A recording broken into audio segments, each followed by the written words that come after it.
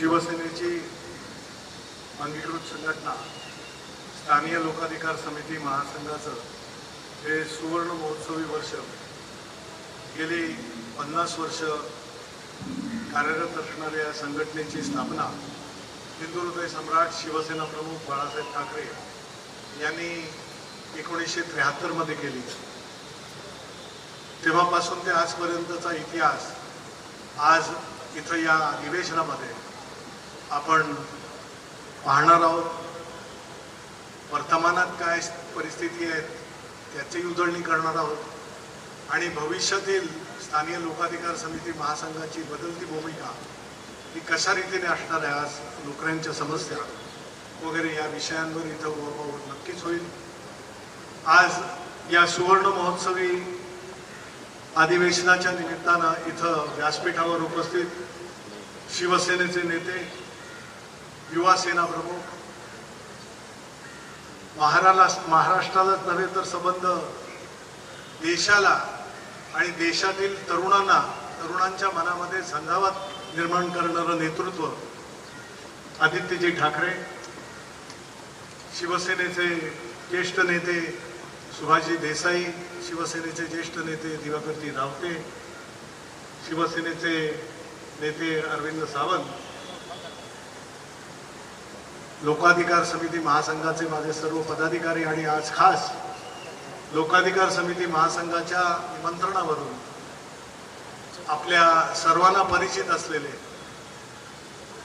खासदार ज्यांनी आपल्या लेखणीतून महाराष्ट्रावर, देशावर एक स्वतःचं वेगळं स्थान निर्माण केलं, ते श्री कुमारजी केतकर, सन्माननीय व्यासपीठ। आज मी फक्त प्रास्ताविक आपला वेळ न घेता एवढंच सांगेन, शिवसेना नेते आदरणीय खासदार, शिवसेनेची मुलुक मैदानी तोफ श्री संजयजी राऊत यांचं इथं आगमन झालंय व्यासपीठावर। त्यांचं लोकाधिकार समिती महासंघातर्फे स्वागत करतो।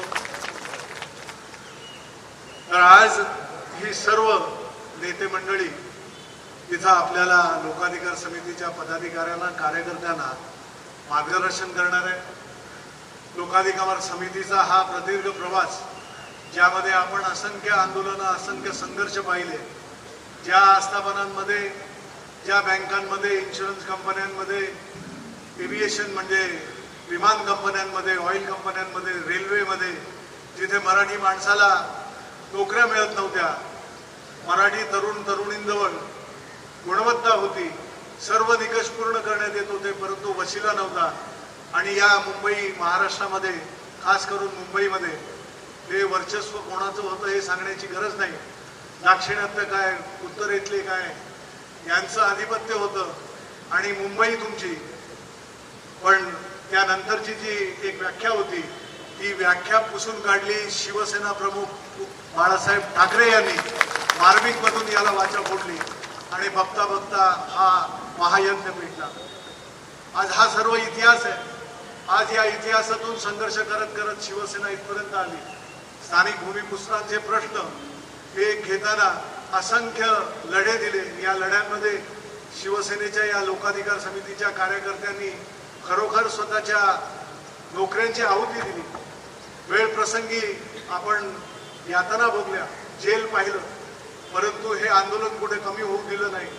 शिवसेना प्रमुखांनी भूमिपुत्रांचा लढा हा मुंबई, महाराष्ट्र आणि देशभरामध्ये गाजला। कालपर्यंत जे सगळे बोलत होते की मुंबईमध्ये हे संकुचित मतप्रवाह आहे, संकुचित वागणारी लोक आहेत, परंतु आज मग पश्चिम बंगालपासून, बिहारपासून सगळीकडे की आमचं राज्य हे सुजलाम व्हावं, आमच्या लोकांना प्राधान्य द्यावं, ही लोक, राजकीय पुढारी नंतर बोलू लागले। हा महाराष्ट्राचा कित्ता, हा शिवसेना प्रमुखांनी निर्माण केलेला कित्ता इतर गावू लागले। आज भूमिपुत्रांचं संरक्षण करण्यासाठी स्थानीय लोकाधिकार समिती सज्ज आहे, परंतु भूमिका निश्चितच बदलली आहे। कालपर्यंत शाश्वत नोकऱ्या होत्या, परंतु आज नोकऱ्यांची परिस्थिती वेगळी झाली आहे। कालची शाश्वत नोकरी जाऊन आज कॉन्ट्रॅक्ट लेबर, कॉन्ट्रॅक्ट टर्म्स या गोष्टी येऊ लागल्या। आज तरुणांची सुद्धा विचारधारा सुद्धा थोडी बदलली आहे। कालपर्यंत जे विचार सातत्यानं करत होते त्यावेळेला एक मध्यम वर्ग तयार झाला. नोकरी मिळाल्याने कुठंतरी या कुटुंबांमध्ये आर्थिक स्थैर्य आलं आणि आज हीच मध्यमवर्गीय मंडळींची मुलं देशात नव्हे तर जगाच्या पाठीवर आपले यशस्वी करिअर करतायत. आज या बदलत्या परिस्थितीमध्ये पुढचं उद्याचं धोरण काय याची चर्चा या सत्रामध्ये आपण निश्चित करू. परंतु या लोकाधिकार समितीचं वैशिष्ट्य साहेब एवढं की लोकाधिकार समिती आपलं जगाच्या पाठीवरची ही एकच चळवळ असेल जिथं स्वतःला शाश्वत नोकरी असताना स्वतःची नोकरी वेळ प्रसंगी धोक्यात घालून आंदोलनामध्ये संघर्षामध्ये उतरून बाहेर असलेले आपले भाऊ भावंड ज्यांना नोकऱ्या नाही आहेत, जे बेरोजगार म्हणून बघतायत, नैराश्याच्या गर्दीत ते जाऊ नये म्हणून एक सामाजिक पिढी, एक समाज मजबूत बनवायचा आहे. यासाठी चळवळ करणारी ही मंडळी, ही मला वाटतं ही चळवळ जगाच्या पाठीवर एकमेव असू शकते आणि त्याचं श्रेय शिवसेना प्रमुख आदरणीय बाळासाहेब ठाकरे आणि शिवसेना पक्षप्रमुख उद्धवजी आणि आज आपल्या या तरुण पिढीचे नेते आदित्यजी ठाकरे यांना जातं. शिवसेनेच्या सर्व नेत्यांनी या आंदोलनांमध्ये लोकाधिकार समितीला वेळोवेळी मदत केलेली आहे. तिथे दिवाकरजी रावते यांनी या चळवळीच्या सुरुवातीपासून केलेलं काम आहे. सुधीरभाऊ जोशी हे स्वतः प्रथम अध्यक्ष होते आणि या चळवळीला फार मोठा इतिहास आहे.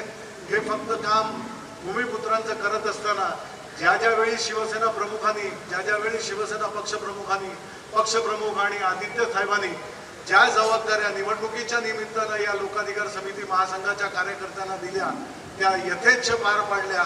त्याच्यासाठी कुठलीही नोकरीची तमा न बाळगता नोकरी करत असताना सुद्धा शिवसेनेच्या या कार्यासाठी स्वतः वाहून घेतलेले हे कार्यकर्ते आहेत, समर्पित कार्यकर्ते आहेत. या कार्यकर्त्यांना खरोखर आपलं कौतुक करावं तेवढं कमी आहे. परंतु मी आता हे प्रास्ताविक माझं इथंच थांबवतो कारण आपल्याला आपल्या सगळ्या नेत्यांचे विचार ऐकायचे आहेत. आपल्या सगळ्यांना या निमित्तानं शुभेच्छा देतो. जय हिंद, जय महाराष्ट्र. एबीपी माझा, उघडा डोळे बघा नीट.